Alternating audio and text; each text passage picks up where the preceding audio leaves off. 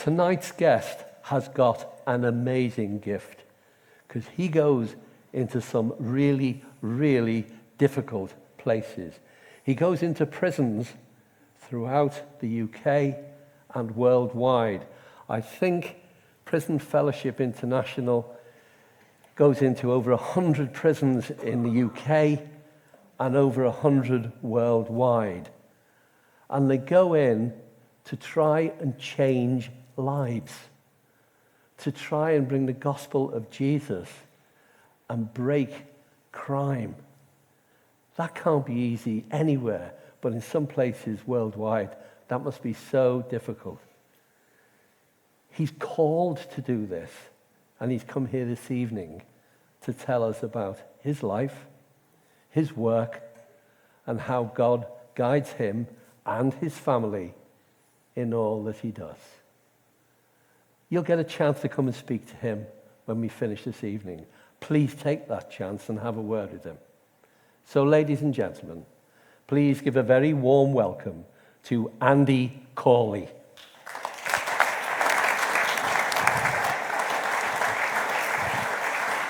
Thanks, David. Can I just say how beautiful you are? Right from the outset. Just wanted to get that in there. I'm quite relaxed now. Good. Andy, welcome. Welcome to St. Mary's. Thank you very much. Your wife, Andrea, sent me through some personal information about you. And she told me that you grew up in Sheffield with mum, dad, and younger sister, and that your parents, along with the church community, had a huge influence on the person you are today. I'm interested to know how crucial was all that to your ability to work worldwide in prisons today. In other words, what sort of start to life were you given by your family? Yeah, what a great question. I don't think I've ever been asked that question before. And I think it's only as you get older and as you reflect back on your upbringing, the role that your parents have had in your life and other significant people that have inputted into your life. It's only when you look back that you begin to really appreciate it.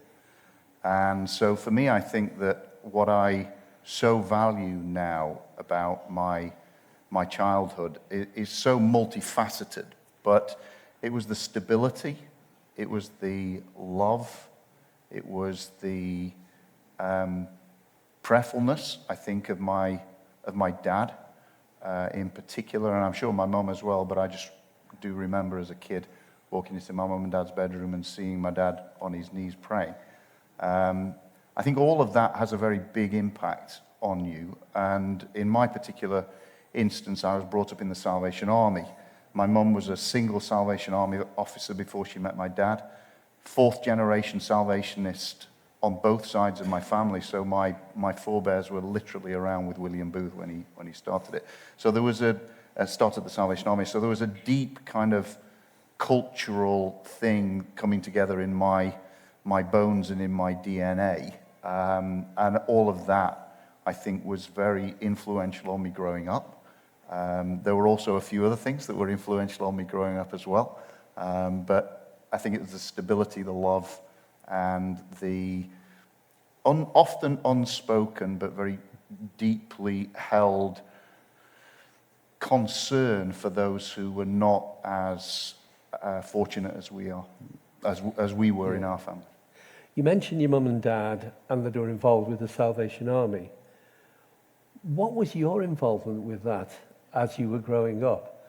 Because I don't know whether in the time when you did it, whether that would be regarded as cool or not.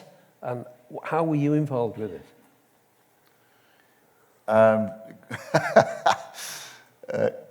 Any organisation that requires a 15-year-old boy who's playing rugby with his mates to put on a uniform and a cap at the weekend, and you're not going to win any prizes for coolness. Yeah. When I look back on it, however, and also, you know, the people who are in the Salvation Army they take a vow not to drink alcohol.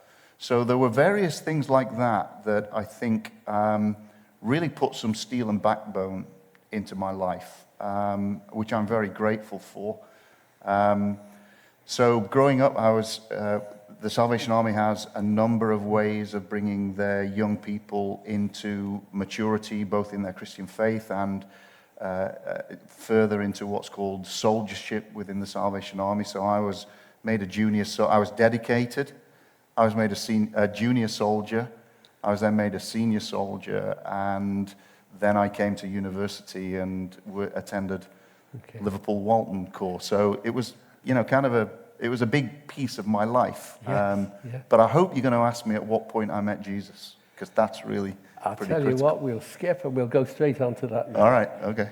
I'm always interested in knowing how people come to a living faith. Yeah. And in your case, I think it was bound up with the Salvation Army at a summer camp for disadvantaged children in Philadelphia when you were 18. How did that change everything? What happened? Yeah. So that's absolutely right. The really, really weird thing is that I have my own writing, my own thoughts, my own, what we in the Salvation Army was called a testimony, when I became a senior soldier, which to all intents and purposes would make you think that I absolutely had a living relationship with Jesus. But it wasn't until I was on a summer camp in the United States in the Pocono Mountains, and we actually served kids from Philadelphia, inner city Philadelphia, that I had an encounter which meant that for me, from that point on, God was no longer remote, but in the person of Jesus, he was very real.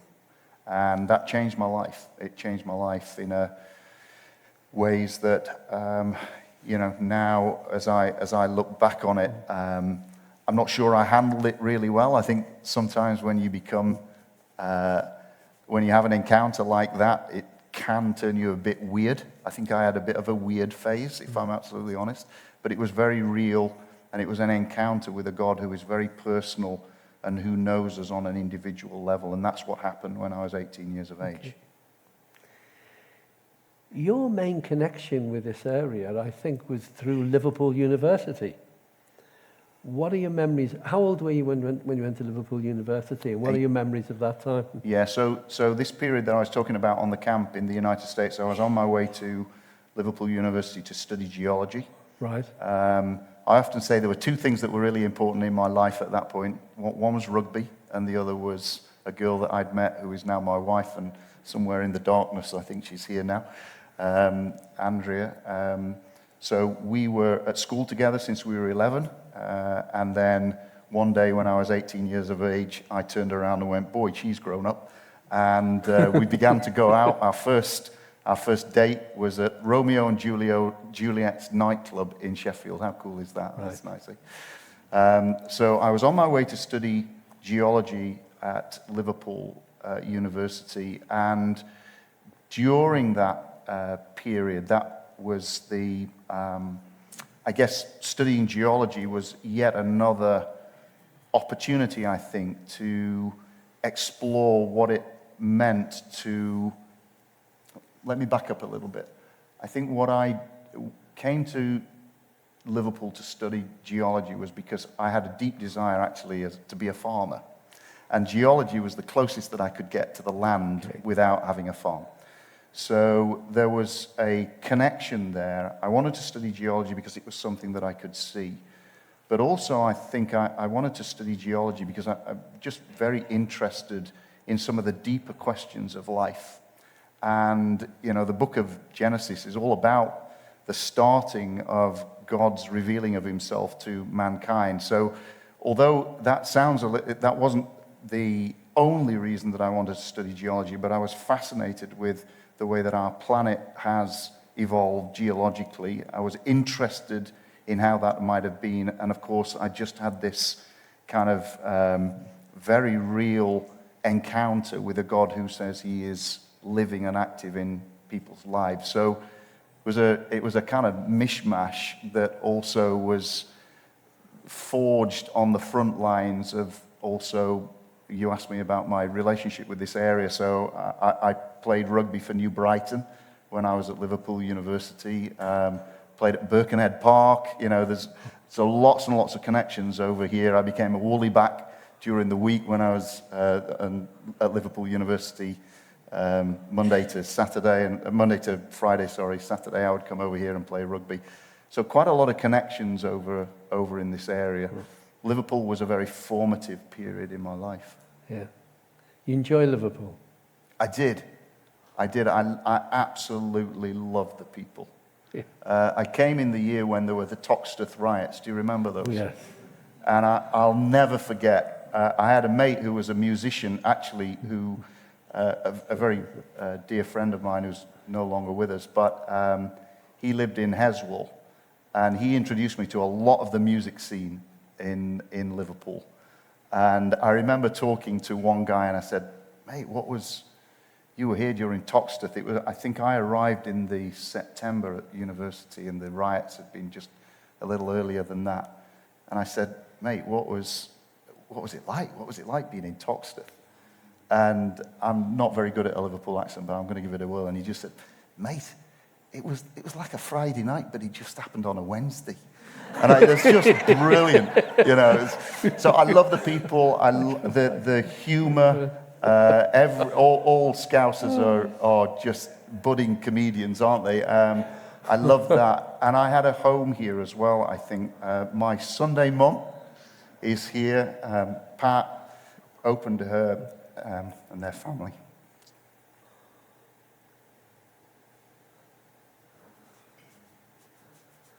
Good time. Thanks, Pat. Every Sunday at the Salvation Army, they opened their home to me, and it was just a place where I could be myself.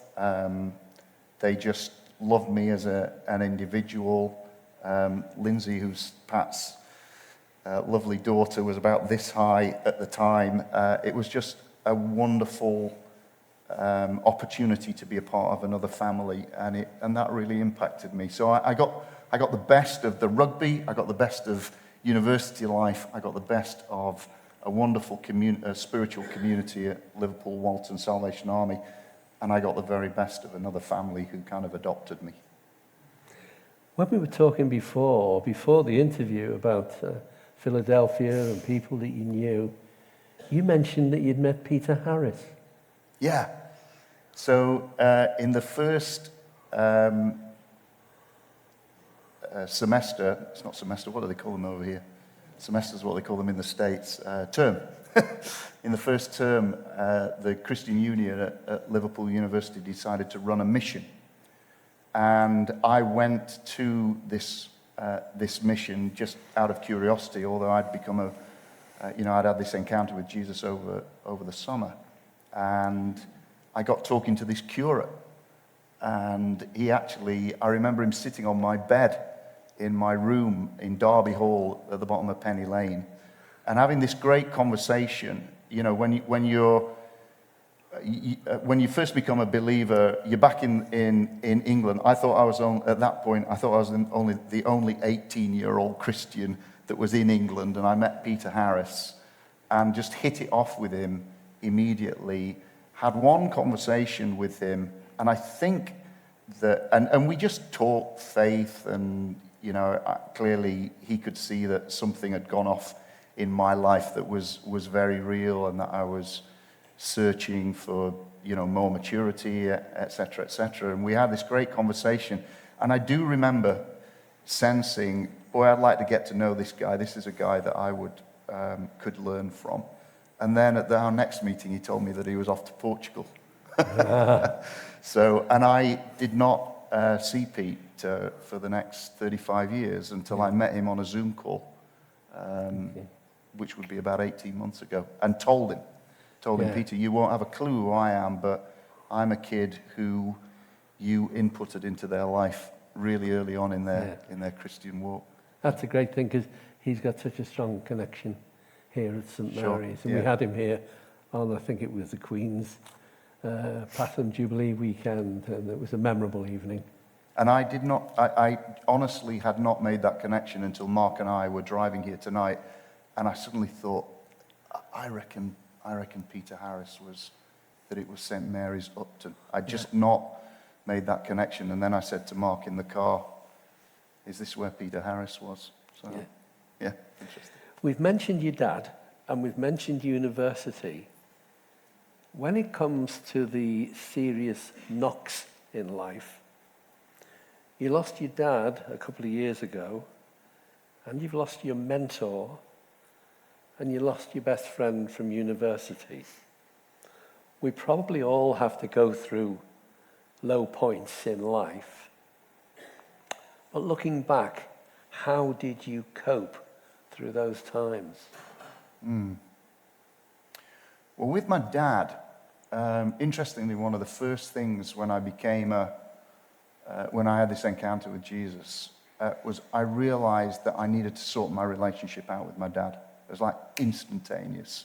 This sense of, and it wasn't like I hated my dad or anything like that, genuinely, but, we were both Yorkshiremen, and Yorkshiremen don't very often know how to express feelings, and I think there was just this normal teenager-father relationship. And there were just a few things that I needed to tell my dad, that I loved him, how much I valued him.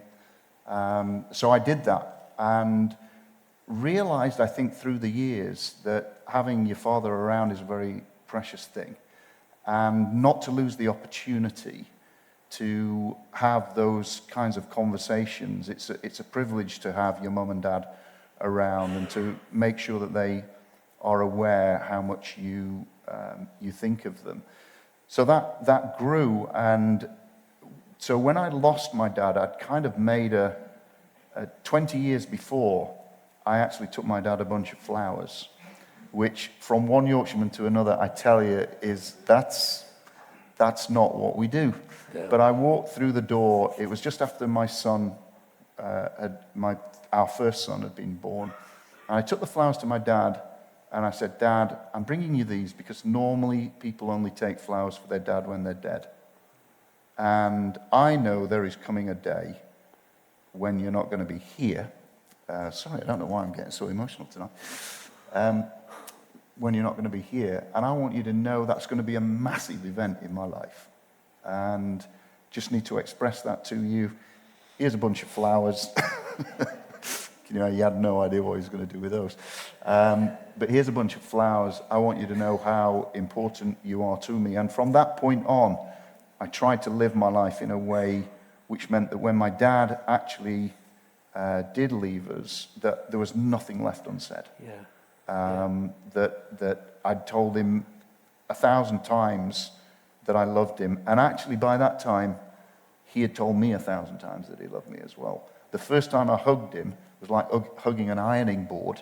But over the years, it got to be a very close relationship, such that when my dad actually did go to be with the Lord, I didn't have any regrets, other than I was just sad that I wouldn't have any more moments this side of eternity with him. That was it. You made the move with the flowers. Yeah. And I think, I'm sitting here and getting slightly emotional myself. I think that was a wonderful, brave, courageous thing to do. Looking now, I bet you're glad you did it. 100%. And I would, you may not want to do the flowers piece if you're a man, but for me that was I think it was the power of the imagery there that was one of the things that I was wanting to communicate, but to my dad, but underneath it, because I knew that it would kind of also, he would know that I was very, very serious at that moment about wanting to communicate to him that he was really special in my life. We want to talk about a lot of things, so I want to move things on a little bit. Although we're going to talk and major on Prison Fellowship International a little later on, I think it would be helpful for people to know here that's not been your career all the time. you were very involved for quite a few years in kind of developing other companies to try and improve what they do. Could you just tell us briefly what your career history was prior to Prison Fellowship International? So I was an exploration geologist for about 7 years, working for a couple of global multinational companies. And then I figured out that there was no geologist that I knew that was ever on a board of directors. So somehow I needed to find my way out of the closed end that geology was likely to become. Plus, I was, growing in my own conviction that there was a bit of an entrepreneurial streak within me. I love looking around the corner. My wife calls me Random Andy because when we go on walks, I'm always wandering off and going this way or that. And my kids would kind of back that up. There's something about my character, I think, that always wants to go into new areas, which some would describe as being an entrepreneur. So basically what I did as a geologist was I just took everything that came my way. I started off running drilling crews, and then I got given different kinds of responsibility. I moved companies. I worked for Hansen and then Lafarge. Ended up, by the grace of God, being sales and marketing director for a £750 million operation here in the UK at a very early age. And I say that because my next thing is going to be, and I wasn't really prepared for it. I think that I certainly had the business acumen, but I found the politics really, really difficult. I just wasn't able to cope with that. So at age 40, my position was made redundant within Lafarge. I was on the board, sales and marketing director for the UK. I'd managed to get my way out of, make my way out of geology into more of a wider sphere of opportunity, I would say. And then was out of work for 2 years, and then went into taking on a car shampoo business, which we turned into a high-quality surface disinfectants and detergents company with global markets. We were really blessed in that endeavor, but it was out of the entrepreneurial spotting opportunity, and that was a company that I owned. I owned a third of it. You mentioned you met your wife Andrea through school when you were 11. Yep. You went out on a date when you were 18. You've been married for 35 years. You've got children of your own and a grandchild, more on the way. Yep. Tell me a little bit about Andrea and your family. So, as I've grown older, I've realized what a massive blessing and gift my wife is. And,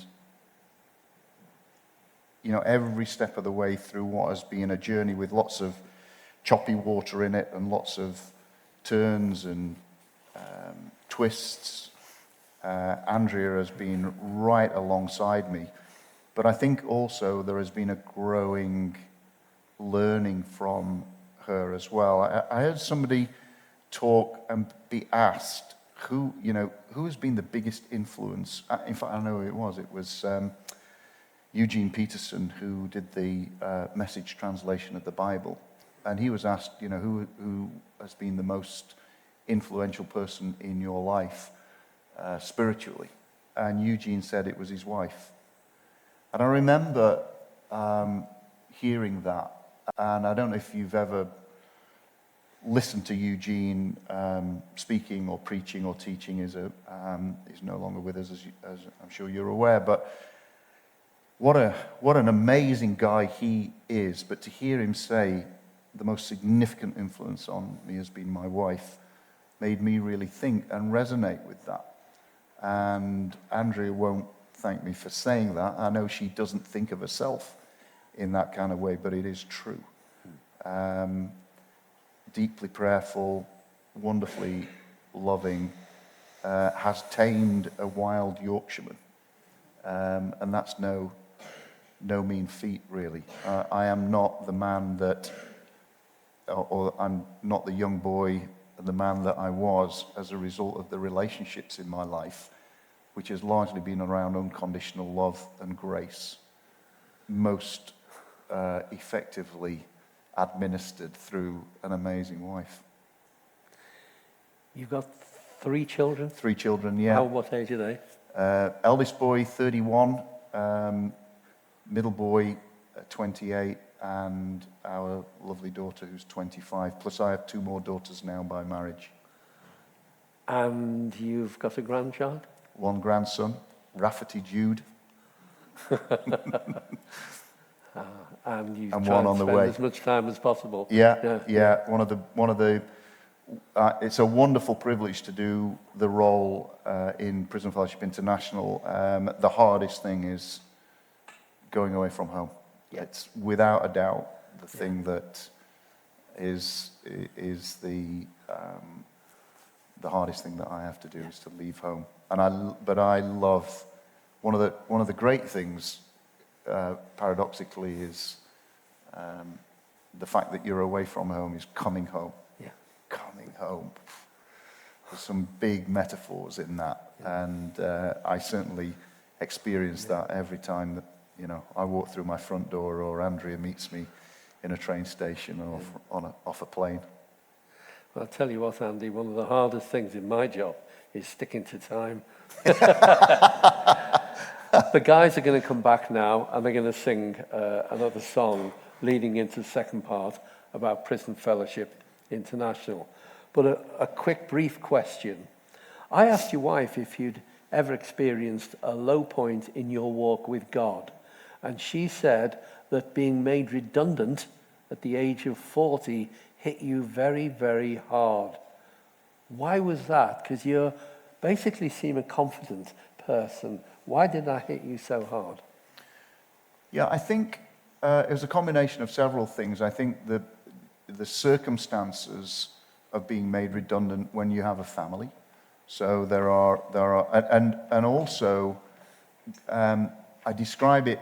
I don't know how you discipline your children, but we had a naughty step for our kids, and I don't think that I was put on the naughty step by God so much as I was caught between him making it very clear to me that I wasn't going back into multinational life, I wasn't going back into construction materials, and then going silent. And I don't know if anybody here has had an experience where God goes silent, but those periods can really sort you out, and it sorted me out. And the length of period that it took, which was 2 years, I didn't really have any work for 2 years, really clarified me around the areas of identity, where I placed my identity. That was mixed in with all the normal pressures of life. Where's the money coming from? Kids are in school. We made a decision to send because of the schools that were in the local area, we'd chosen to send our son to a fee-paying school, and then there were 2 others on the way. So there's all of that in the mix. I think also for many of us men, then our identity, if we're not careful, can really get tied up with what we do. There was some of that. So altogether, after 2 years, then, and being also an A-type individual, like I said, an entrepreneur, the thing that you want to do is get on with something, and then it just goes quiet. Yeah. And you have to listen, and you have to wait for God's timing, and that can be an uncomfortable place. Okay. You had a successful career. Why Prison Fellowship International? So as a businessman or a businesswoman, I think we have gifts and opportunities to indulge those gifts in very creative ways in the kingdom of God. For me, I have never ascribed to the idea that the kind of really holy people are, they are called to be in church leadership, and semi-holy people run the children's ministry, and then the rest of us get a job. I've just never seen the way that God operates in our world in those kinds of ways. That's not, by the way, to disrespect anybody who's in church leadership. I think that's absolutely vital. But when we divide the sacred from the secular, I think that we're really not liberating the amazing ways that God interacts with our world. So for me as a businessman, I saw myself as being in ministry. And one of the ways that we can do that is by bringing our particular suite of skills that are honed in the marketplace and helping organizations like Prison Fellowship International or a myriad of other charitable organizations or churches or whatever to actually fulfill the purpose that God has called them into being for. That's how I got involved in Prison Fellowship International. So I was on the board as a businessman for 7 years and found myself, for those of you who are not aware of what Prison Fellowship is, Prison Fellowship was started by a guy called Chuck Colson in the United States. Chuck spent some time in prison as a result of his role in Watergate. He was chief counsel to President Nixon. He had a profound encounter with Jesus while he was in prison, and as a result devoted himself to the prisoners of the world for the rest of his life. He set 2 organizations up, Prison Fellowship in 1976, and in 1979 some people went to Chuck and said, Chuck, we love what you're doing, but we don't want to be part of an American organization per se. We want to be a fellowship of national ministries around the world that minister to prisoners and their families and to victims. Chuck, in his wisdom, did that. So Prison Fellowship concentrated on the US, Prison Fellowship International, which is the piece that I'm now CEO and president, everywhere else. I was appointed to the board, found myself almost immediately embedded in a massive structural, strategic, directional change for the organization which I never anticipated. One which involved us taking some really quite profound risks, trusting God, hearing from God, and only to find that 7 years later, I know God has got a sense of humor because now I'm running it as CEO. But that's how I got involved with Prison Fellowship International. And it really, I'd never thought about prisoners before. I had got very involved with the poor, working with people that I know and love in places like Romania, and so people that are dirt poor, the homeless, etc., etc. But I'd never thought about people in prison. And that led me on a journey which has been a really profound unveiling, I think, of the character of God as revealed to us in the lives of prisoners. So what do you actually do? What does it actually do? Yeah. So Prison Fellowship International is in 118 countries. We're actually in 3,500 prisons around the world. It's the largest, without doubt, the largest faith-based, for-impact organization, Christian organization on the planet in that space. I say it not with hubris, but just it is who we are. Each of the national ministries is independent and indigenous, and that is a very powerful kind of model where we are investing in the national ministries at local level. So Prison Fellowship International really acts as a global catalyst to create an environment so that those national ministries working in the prisons, doing amazing stuff from re-entry programs through programs that really do make an impact in prisoners' lives inside prison. We work with restorative practices. We work with families and children outside the prison. The kind of breadth of activity that is undertaken is amazing. What we do as Prison Fellowship International is we act, as I said before, we create an environment for them to flourish. So we serve them, but we serve them in very particular ways. We enable them to become better leaders, to know all about governance. We raise money predominantly in Europe and in the United States to send out to those national ministries, because if you're in Togo, it's difficult enough in the United Kingdom to get money for people that are in prison. It's desperately difficult in somewhere like Togo or Malaysia or wherever it is. So we help them with that. We kind of act like an entrepreneurial kingdom venture capitalist. We invest in them. We bring programs to them.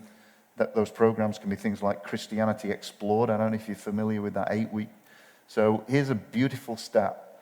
We turned that by agreement with Christianity Explored Ministries into an 8-week program called The Prisoner's Journey. It answers 3 questions. Who is Jesus?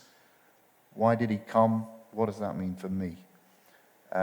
650,000 men and women have graduated that program. Now, can you imagine that? How many people, what does Anfield hold?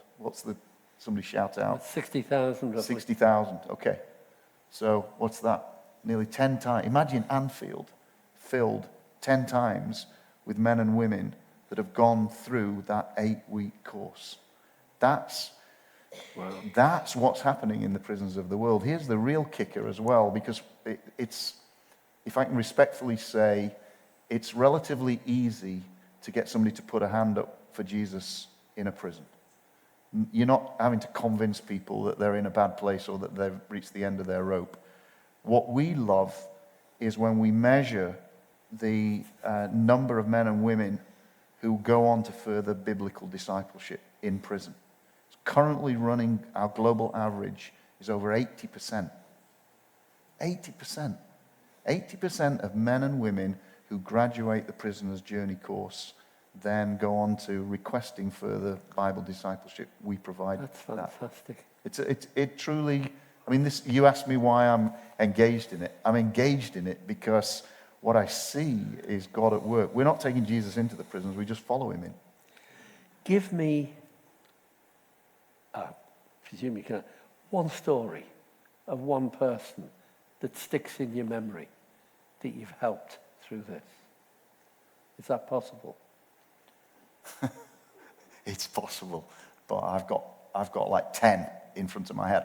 I'll tell you one from this week.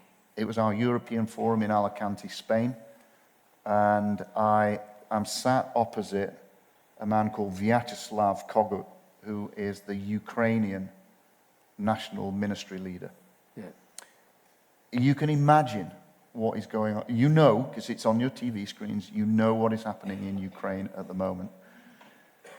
Vyacheslav is a former mafia man who God impacts his life, first of all, by a miraculous healing for him when he didn't know who Jesus was. He heals him physically.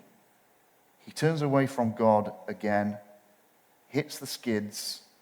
God meets him again, and Vyacheslav then commits himself to just following Jesus in whatever way he leads him, and he leads him into prison ministry.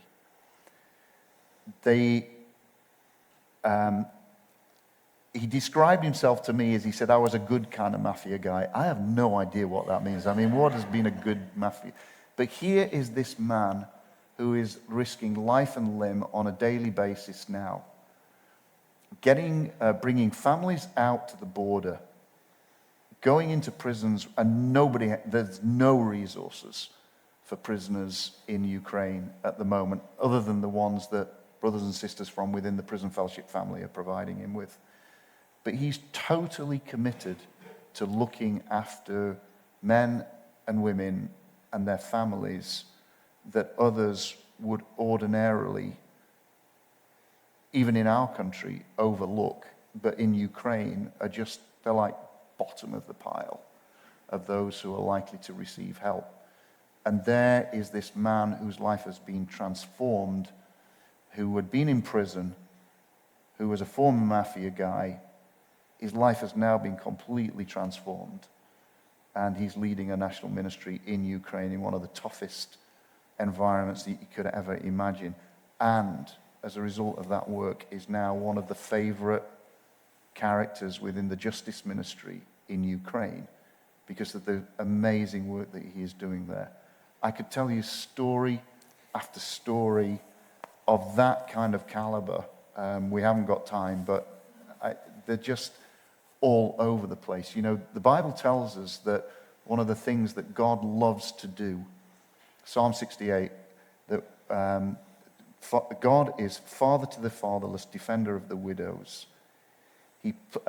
When he is at home, or when he in his holy habitation, which is Andy Corley translation, when he is at home. You know what you're like at home. It is probably your most natural expression of your character. In my home, I wander around in my boxer shorts. I dance whenever I want. That is what I like, what I am like when I am at home. The Bible tells us, defender of the widows, father to the fatherless. He places the lonely in families. He is the kicker. He leads the prisoner to prosperity. Something very deep about what God, the passion of God for those that are incarcerated, I tell you, is huge. Can I just go on one more? Yes. I'm on a roll. This is the marketer here for Prison Fellowship. You never miss your opener as a marketeer. Jesus didn't miss his opener. He stands up in a synagogue in Nazareth. He's handed a scroll. He's got 66 chapters to choose from. He opens it up at Isaiah 61. Spirit of the Lord is upon me because he's anointed me to preach good news to the poor. Arguably, he mentions the prisoner twice. Liberty for the captive, freedom for the prisoner. At the end of his ministry, he bookends it by saying, he separates sheep and goats. And he says, this is what the activities of the sheep are going to be like. They feed the naked. They clothe the hungry. They clothe the hungry. They feed the naked. They visit the sick. When I was in prison, you came to me. Think about the words. When I was in prison, you came to me. The prisoner is one of the disguises that Jesus takes in our world. I've learned all of this. I mean, prison ministry has been one of the great blessings in my life because it has enabled me to see the passions of my heavenly dad and have a tiny little window into how amazing he truly is. It's a really inconvenient thing, isn't it, that God is that graceful. Do you visit countries that are opposed to Christianity? And what can you hope to achieve in that situation? Yeah, great question. All the time.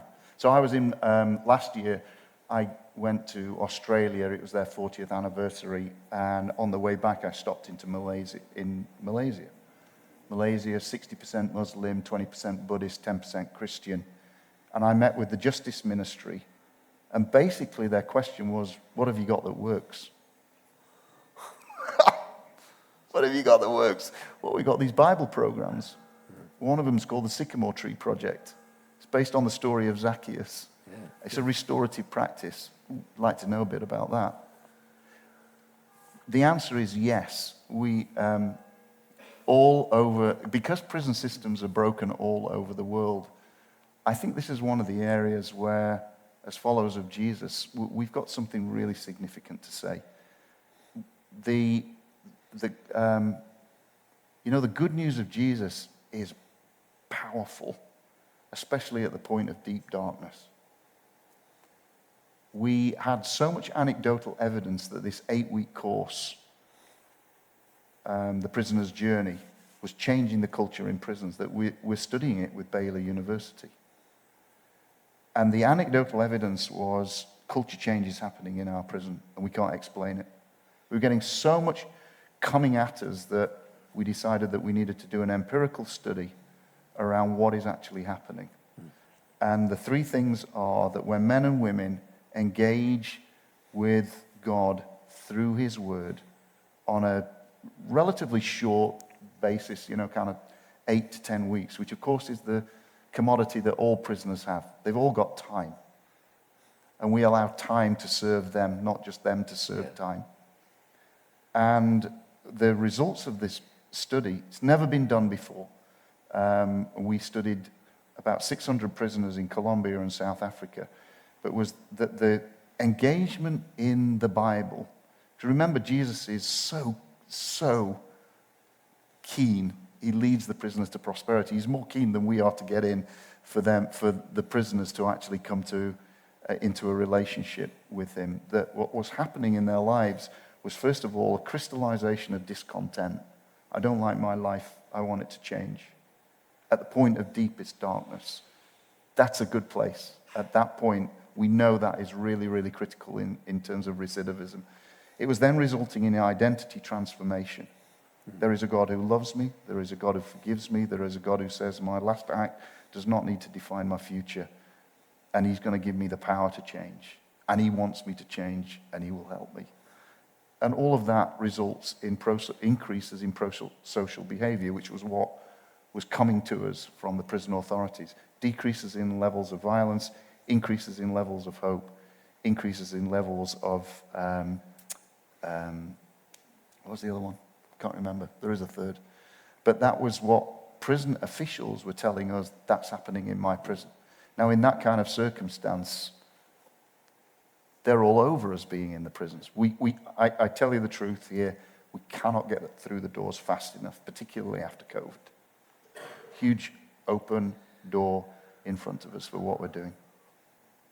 Andy, as ever, time beats us. There's more I haven't talked about than we have, but it's been fantastic to hear what you have said.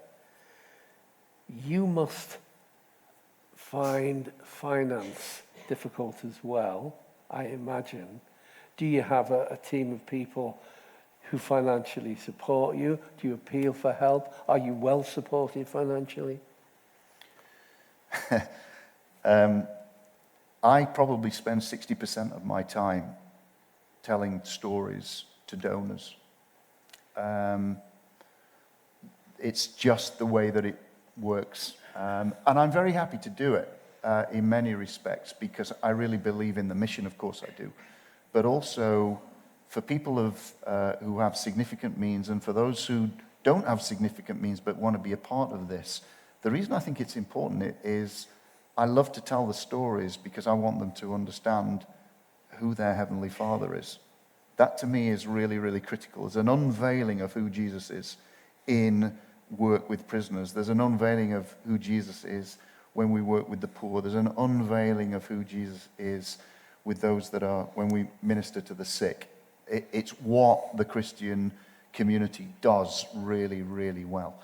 Anything that I can do to kind of tell the stories that have power, that build the confidence, that I sometimes wonder if we're losing a little bit of confidence that when God grabs a hold of a person's life, he transforms lives.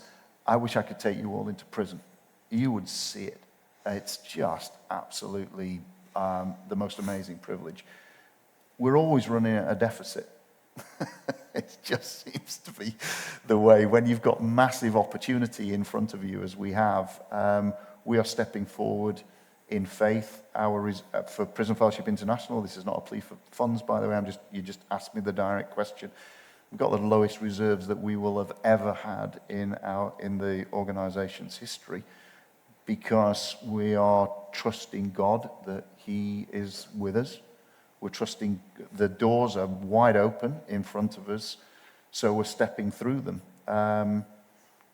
And that's not an easy position for a CEO. So we're constantly, running a faith-based organization when you're pushing forward the boundaries is no different to running a business. Yeah. So you've got cash flow issues and all the rest of it. So we're always looking for new supporters, but we're at the same time, God has always been faithful. He's always seen us through.